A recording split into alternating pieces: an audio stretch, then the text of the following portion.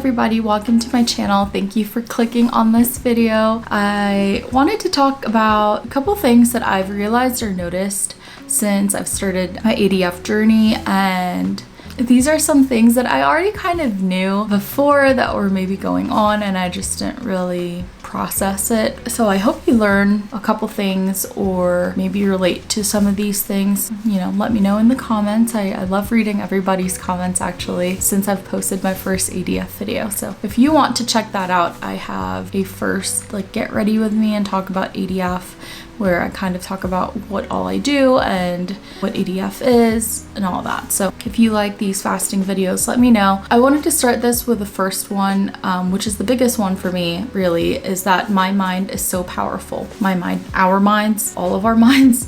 And this could be to your success, to your detriment. For me, it could be both. I've realized since starting fasting that basically my mind can tell my body what it wants to do or think, which means it can tell my body to go fast and do a bone broth fast for 3 or 4 days and be fine, or it can tell my body when I'm not hungry to eat because I want to eat. So not necessarily because I'm hungry, it's really just more out of stress or pleasure, eating for pleasure. So that is one thing, just to remember that your mind is so powerful. There are days when fasting is really hard for me because all I can think about is food. It's a lot of it too is triggered by my desire for soothing or pleasuring my mouth. It's very much like if I'm watching TV, I want to eat a snack. Or if I'm stressed out at work, that's a big one. I think that's a very big trigger for me, is stress. I just want to eat while I'm charting at work or doing stuff. So ADF is more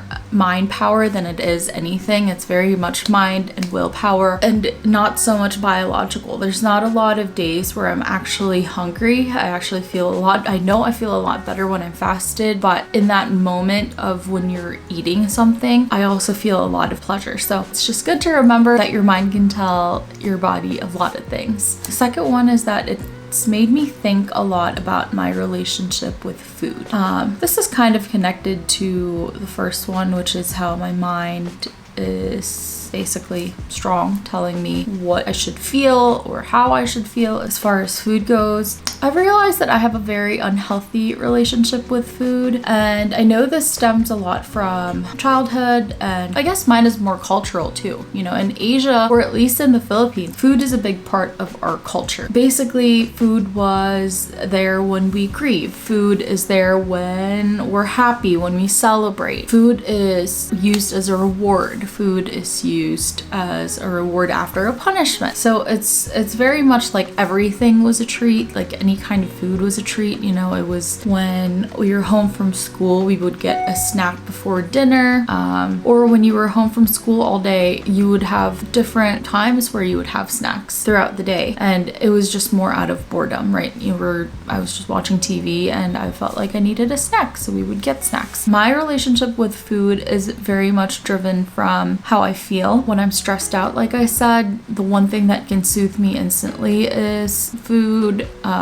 When I'm sad, I eat. When we celebrate, we eat. It's very much like a reward for how I'm feeling. I don't necessarily think it's healthy. Since ADF, I've been able to, some days, there are multiple days actually, that I have just had food out of stress. When I have days at work when I feel like I need something to soothe me, I just eat. But I feel like throughout this journey, my relationship with food has gotten better. I definitely don't feel the need to eat a whole bag of anything to soothe myself. I have a lot of portion control now as far as treats go. Also, just in general, I don't really feel so occupied by the thought of food, which is nice. You know, when I know that that's gonna be my fast day, then that's gonna be my fast day. I don't really have to think about oh, what can I eat? How much can I eat? You know, if you want to eat something and feel bad, I have a lot of food guilt. My relationship with food is like that, where I need to soothe myself. I'm gonna eat. I need to eat until I feel better, which is usually at the end of a bag of something or a whole big meal, and then right after I feel guilty. You know, there's not a lot of times where I don't feel a lot of guilt when I eat, and I think ADF has definitely helped kind of ease my mind when it comes to that. So that's been really helpful for me. The third one is that I noticed that inflammation is visible. Way back when Keith started his intermittent fasting journey, which was about 5 years ago, we started doing like, oh, the little doggies are here. Or I don't think you can see them. There you are. When we started intermittent fasting a couple years ago, we did like the 16-8 fasts, Keith would always say something about inflammation, about I feel inflamed, blah, blah, blah, blah, blah. And you know, in my head, I would also always think, what are you talking about? Like, you can't see inflammation. This is like a nursing brain, right? Like, I'm just like, you can't visibly see inflammation when it's that kind of inflammation that you're talking about. Obviously, if it's like a wound that looks inflamed, like you can see that. But in my head, you know, I was just like, what the heck are you talking about? But actually, I've noticed that it is actually visible. It's very visible. It's palpable. You can see when your body is inflamed. I can tell now looking at other people if their body is inflamed. And it's just so crazy because I never really thought that that was a thing. So I will insert a picture somewhere here of what my body looked like way before I started fasting. And you can tell how inflamed I was. And then there's also a couple months before I started ADF where I just was very much like at my wit's end as far as like how I was feeling with my bloating and inflammation in general. I wake up now and I don't feel bloated, and not just on my fast days, like on my feast days I can eat, wake up the next day and I don't feel bloated. But there was a time before, and I know some of my coworkers probably know this because I've told them about it, just about how my belly just felt so bloated, out of the norm. And ever since I've gotten back into the routine of fasting, it's really helped. So I don't feel as bloated anymore. I really now believe that you can tell if you're inflamed. I think mine happens the most the morning after if I drink. Like the other night we went to dinner with a friend and I had a Malibu Bay Breeze, and sure enough the next day I woke up and I felt pretty inflamed. And now I can tell. So I do like that. I think since ADF, I've noticed I've been a little bit more sensitive about how I feel about my body in general. You're a little bit more in tune with how your body feels. I think knowing that on the fast days when you wake up, like that's how I normally would like to feel. This next one's about poop. So if you don't like poop, just skip to number 5. Basically, I noticed that if I eat a big meal right after a fast day, so like if the first thing I eat is a big meal after a fast, I get diarrhea so bad, it just literally everything goes through you. I don't even know how that happens because I feel like it's just water getting dumped because it's not really solid. Like there's just not enough time to digest anything, and when it comes out it's not undigested food. So I'm not sure what happens, or in my science brain it doesn't make any sense like what's coming out of you. I'm like, it's probably just old, maybe digested food from before, and it's just triggered your paracelsus and it's all just happening all at once. But the amount of like water it pulls is a little scary for me.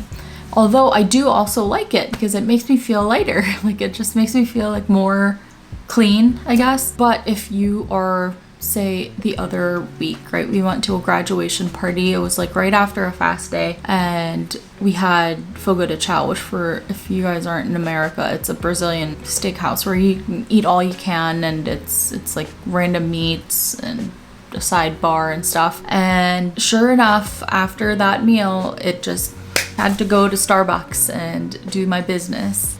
If you don't want to get diarrhea, make sure you eat like a smaller meal in the beginning. What normally helps with me is to eat yogurt first thing, and then I wait a while, and then I'll eat my meal, or I just eat something small after, like an oatmeal. And that's really helped. I think it's normal to have the diarrhea after. I mean, you're basically shocking your system with like a whole bunch of food after it's been resting. So it kind of wakes it up. But I don't know, I don't know if it should happen for a long time. You guys tell me. Some of you have been doing this for so long, so I would really appreciate in the comments. You know, I'm not really grossed out by poop, so let me know in the comments if it's normal to have the diarrhea for so long. Like I've been 2 or 3 months into ADF and I'm still having it, especially when I break my fast. So yeah, let me know in the comments how that's been working out for you guys. The next would be that progress isn't always linear, as in like linear up. I think it's linear in a way where it's a line and it goes a lot of places. Just the progress isn't always fast and it's not always upwards. So I've, watching a lot of videos and stuff and like reading people's ADF journeys, a lot of people lose a lot of weight really fast. And obviously, like I probably have a lot of things to change in order to get to that point. I haven't really lost a lot of weight with ADF scale wise, but the progress doesn't always show in the scale, and it's not really gonna be that quick all the time. A lot of the times people lose a lot of water weight, but just keep at it.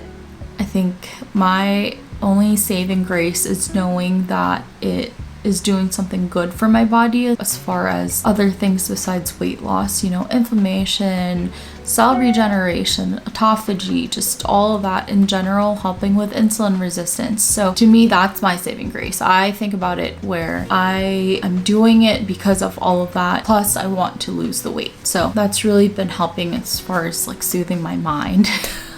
Because I'm not losing weight that fast. So just know that the progress is there, that every time you do it, you're teaching your mind to be stronger. My body's stronger. It's helping with my endocrine problems. So that's really good to remember, especially if you're not seeing a lot of progress. So lastly, for the sake of time and for this video not to be like 100 minutes, I have learned that not everybody will understand what you're doing. They don't really need to know, actually. Like you don't have to tell people what you're doing. A lot of the people I work with know what I'm doing. In healthcare, it's a little bit easier to understand, that you're not going to starve if you're not going to eat for one day. So a lot of people that I work with understand the concept of it. It doesn't mean that everyone would be accepting of it. It's not something they would do, nor should you expect other people to do it. My boyfriend doesn't fast on the days that I fast. He does his own thing. He eats every day. He does like 1 meal a day, and that's his thing. So, there's just people who won't necessarily think that it's the right thing to do, and you just gotta pay them no mind, just let people be. I think it doesn't even have to be like a show your results and they'll believe you. Like no one needs to believe anything you're doing, really. Just do it for yourself. It's fine. But knowing that too, there are people who are supportive of it. They understand it, or they don't completely understand it, but they're supportive of it. Those people are my friends. I love people like that. They let you do your thing. They don't necessarily agree with it or would never do it in their lives, but they actually support what you're doing. So those are my friends. And then there are people like you watching this who are in this community, and you guys are my inspiration. Like the people who comment and tell me that they're starting or they've been doing this. There are people on like a Facebook group.